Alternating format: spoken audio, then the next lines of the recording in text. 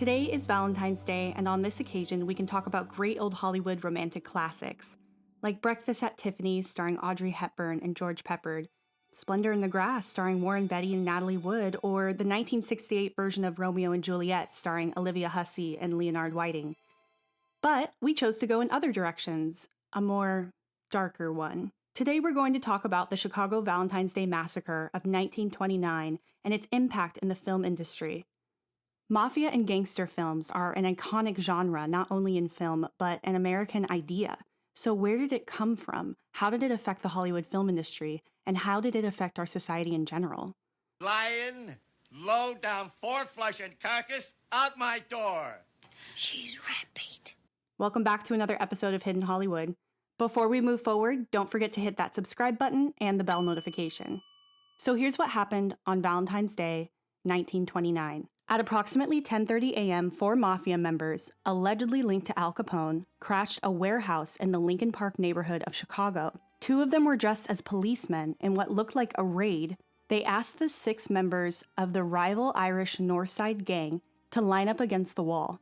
After lining them up, the alleged policemen opened fire from submachine guns, shotguns, and a revolver. Over 90 bullets entered the victims' bodies. Witnesses alerted police, but before they arrived, the criminals had already fled the scene.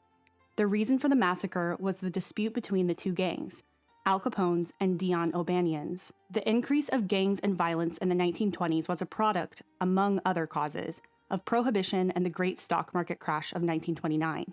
The organized crime syndicates began territorial disputes that transformed huge cities like Chicago into violent battlegrounds. Homicides, burglaries, and assaults consequently increased significantly between 1920 and 1933. Out of all the crimes committed during this period of time, the one that was over-publicized was the Valentine's Day Massacre.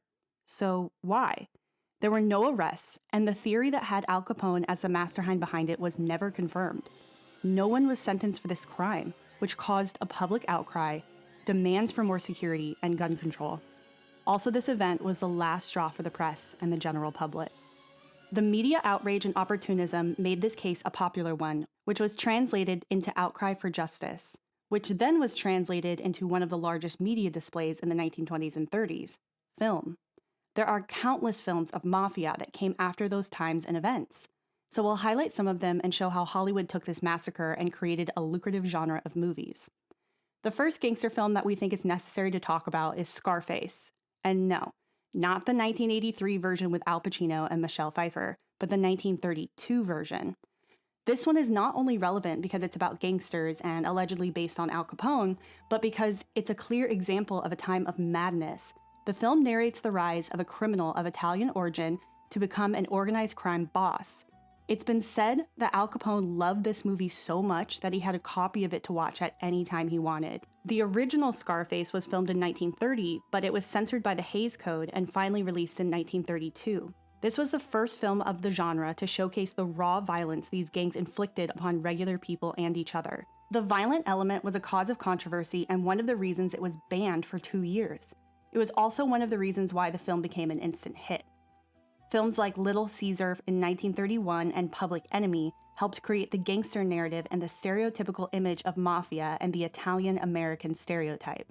So, you take the poor guy, he engages in crimes, he becomes the boss, most likely after killing said boss, then he starts living a life of luxury, has all the women he wants, and then everything goes downhill and he ends up dead or in prison.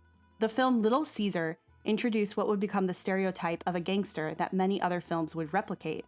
Not a hero or anti-hero, but someone greedy whose first ambition is power and second, money. So director Howard Hawks was one of the first to take full advantage of the new sound era and show brutal and raw violence that characterized those times. In these early Mafia films, real machine guns were used on set by professional people. In a time before CGI, we can appreciate how these films used real stunts, live action chaos, and real props to push the boundaries of live action cinema. The original Scarface contains the first massacre ever shown on film, portraying the historical event of the St. Valentine's Day Massacre and all its bloody terror. In the scene where the gang enters the garage, they line up the 7 men against the wall and proceed to kill them on camera just like the real story goes. Another movie that recreated that event was Some Like It Hot, starring Marilyn Monroe, Tony Curtis, and Jack Lemmon. The film is set in Chicago as well during the Prohibition. Tony and Jack's characters are witnesses of the Valentine's Day Massacre, orchestrated by another Capone-inspired character named Spats Colombo, who gets shot at some point in the film and dies in the hands of other gangs. The film narrates how these two men run away from Chicago disguised as women in an all-women band, where they meet Marilyn Monroe, who plays Sugar. There's also another movie on this massacre, and it's called St. Valentine's Day Massacre, and it was made in 1967, but it wasn't very well received by the public and flopped at the box office. From what I know, the film is centered on real facts. At least the purpose of the scriptwriter and director was to make a semi-documentary on the event. So, this became a common thing in the film industry. They would grab the newspaper, and the first headline of a gang-related crime would become a new film. Like I said before, the original Scarface was put on hold for 2 years due to violations of the Hays Code. So during that time, the film was put under a series of changes. The first one, and most notable, was the Prologue that condemned gangsters. It asked for action of the general public and criticized the way the government was dealing with the subject. They also changed the ending of the film, shooting a different version where Tony was pushed for his actions in an attempt to give a morally acceptable message, and a new subtitle that read, "The Shame of the Nation." However, director Howard Hawks didn't like those new changes and released the uncensored version, and a few states ended up banning the movie. The censorship organizations of that time were scared that the public would idolize these types of people, and they weren't necessarily wrong. Gangsters and Mafia became infamous celebrities, and this was because their names were always in the newspaper. So you might be asking, if everyone knew who they were, why did the police do nothing about the actual St. Valentine's Day Massacre? Well, the police were involved, along with politicians, in various mafias all over America. The only way to get some sense of justice was to expose them by name, what they were allegedly doing, what connections they had, etc. These gang members were impossible to put in jail, and they always found a way to get out of it. So what basically happened was that the press, in an attempt to bring light to the issue, would over-publicize every mafia-related crime. People started to either be obsessed with them or absolutely livid. And some of them saw these lawless creatures as role models who were tricking the unfair system and living the American dream. You could say it was kind of an extension of the Wild West outlaw trope in America. We can see this in the film adaptation of Bonnie and Clyde in 1967, starring Warren Beatty and Faye Dunaway. And if you like Faye Dunaway, you can check out my other video I did on her feud with Bette Davis. In the film, there's a scene where they read out loud how proud they are of the newspaper headlines they're making. And there's a specific scene that shows how people saw these misfits. In that scene, we have Bonnie and Clyde injured. They're arriving with one of their minions at a spot where people are experiencing homelessness, and they get recognized as the famous Bonnie and Clyde. These people don't react in a judgmental way. Instead, they help the two criminals, give them food and water, and they act worried about them. So jumping back to the Valentine's Day Massacre, all the signs point to Al Capone, but it was nearly impossible to prove it was him, because at the time it happened while he was in Florida. It's also interesting to consider that some of Capone's surviving family completely refute his involvement whatsoever. But regardless, 2 years after the Valentine's Day Massacre, he was finally put in jail. Not because of killing people or alcohol, but publicly it was claimed it was for tax evasion.